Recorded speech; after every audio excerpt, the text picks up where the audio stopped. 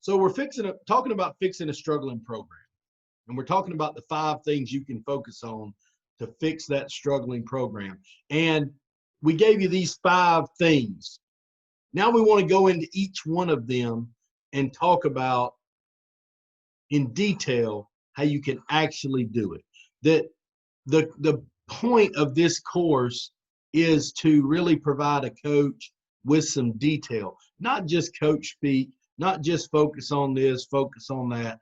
I want you to say, I learned a way I could actually focus doing this. That's very important to what we're trying to do. So step 1 is focus on relationships over everything else. That sounds really good, man. That's a great catchphrase. That works really well. I want you to say, how can I focus on relationships? How can I coach? Do you think anybody is on purpose trying not to focus on relationships? Do you think anybody on purpose is not doing this stuff well? Absolutely not. Absolutely not. People are on accident doing it. And that's why you get into how can you consciously work to build relationships with the people in your program. And so I thought about that, and I talked to different people and studied, and I came up with these 5 things. 1, show people you care. Simple. Say, well, what does that mean? That's another catchphrase. Sounds good, coach. So I broke it down on what does that mean? How can you do it? So what does it mean to show people you care? It means you genuinely show them you care. You be yourself. Don't try to fake it. Some of the best advice you're going to get as a coach is be yourself. Be proud of a kid when they do something good. Don't be scared to show them you love them. Show them you're proud of them. Most coaches are. Some struggle showing it. How can you do it? How can you show people you care? And I just started simple things I consciously did. Some of it's intangible. You just got to really genuinely care about it and show it. But take advantage of every chance you can to brag on a kid. If they're struggling in the weight room and they get a new lift, brag on them, whether it's publicly or privately. If they're doing good at practice, something they've been struggling with, brag on them. If they're doing good in the classroom, brag on them. They remember the times people said nice things about them. Recognize their birthdays. That's an easy one. Put it in your phone, especially if you're a basketball coach, soccer coach, softball, you got a smaller group. But even in football, we'd have 100 kids. We'd put 100 kids' names on their birthday. When their birthday came up, we recognized them. Whether it was on social media, I might have sent them a message. I try to see them if there was a chance in person. You know, it just means something to people when you take time out of your day to acknowledge and recognize them. Second thing, you can weigh on a way you can build relationships with people. Actually get to know them. Another thing that sounds really good. What does it mean? Don't treat people like they're just part of the puzzle. Don't make it out like you're just using them in your team. Get to actually know them. Ask them about their family, about their boyfriend, girlfriend, cousins, whatever it is. Just ask them about anything you can ask them about that's not sports sometimes. Talk to them all the time.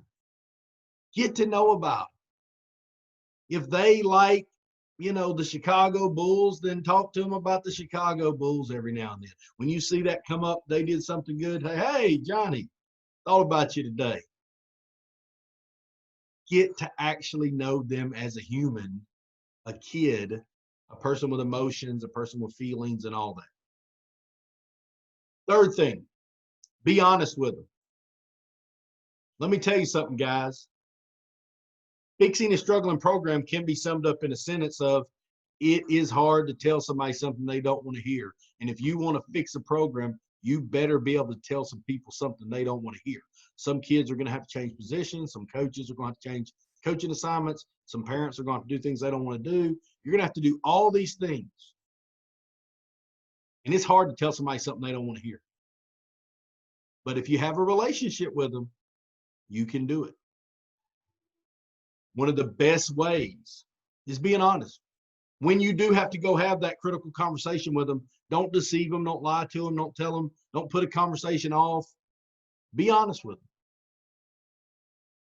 Talk to people about where they stand in your program. If you know that they're not going to play linebacker for you, don't put them. If you know they can't play center field, Don't put them in center field. Don't tell them that, yeah, you can do it if you'll just try harder. Tell them, hey, we think you can help the team more here.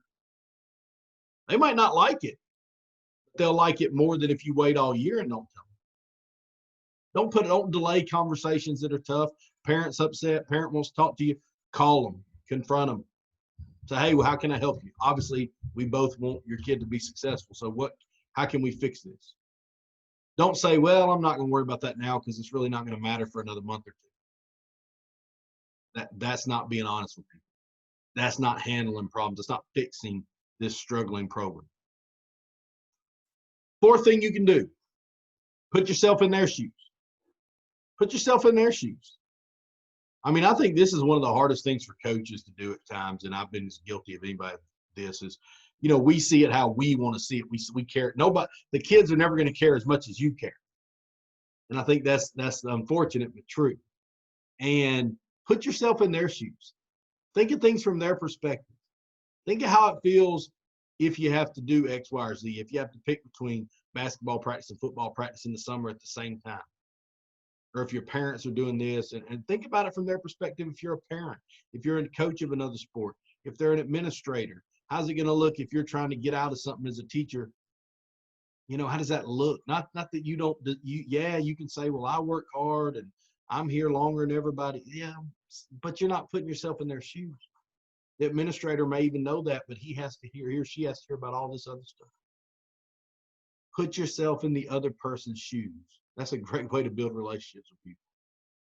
Just take the loss occasionally. Let them tell you what they're thinking and agree with them, empathize with them, understand, be compassionate.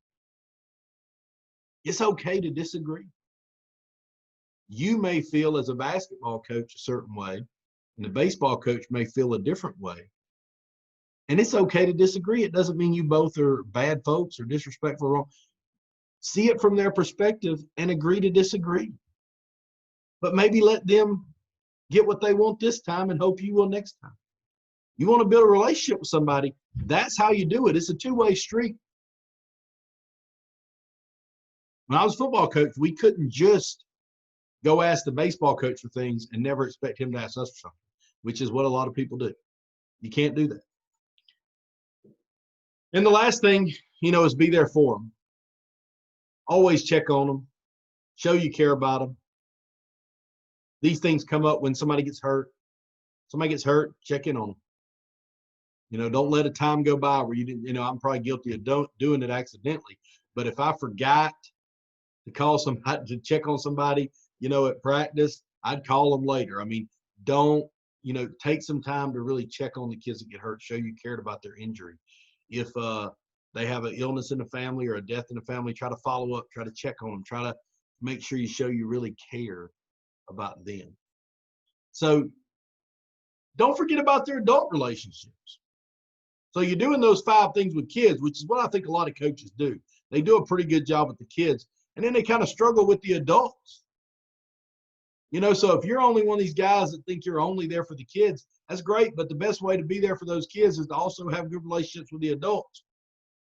So build relationships with the adults as well as the players. I'm talking about assistant coaches.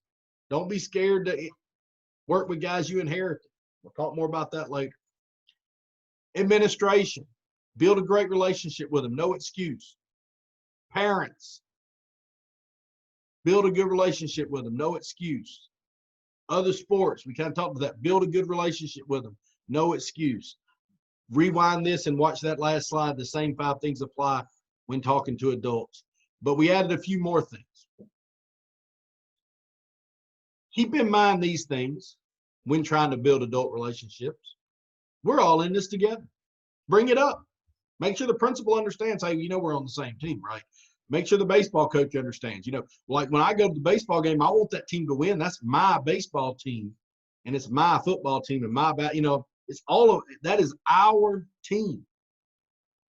That's not us against the other teams. So we want to be there with the administration, with the other sports, with the parents. You and these parents should be working together to help these kids grow into good citizens. not being on opposite teams. Praise in public, bring issues up in private, common sense. Recognize the groups that help you. That's an easy one. I tell people this all the time in some of our talks, you know, it's free. It's free to self-promote. It's free to market your team. It's free to promote your program. It's free to be good at communicating. I don't want to hear about how your team doesn't have the money that the team down the road does, or your team doesn't have as good of players as the team down the road does. You have an equal amount of chance to promote and communicate, build relationships, present your idea. You have an equal opportunity. So if you have a parent group doing something great, pump them up. You know, pump them up. Go right to them. Thank you so much for what you're doing. Put a picture of them on social media. Whatever you got to do.